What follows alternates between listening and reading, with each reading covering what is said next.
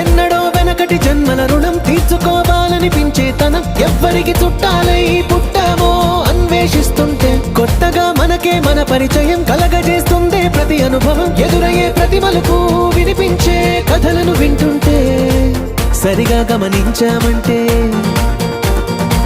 సత్యం కనిపెడతామిట్టే భూమి మీద మనతో పాటే నడయాడే జనులెవ్వరు అంటే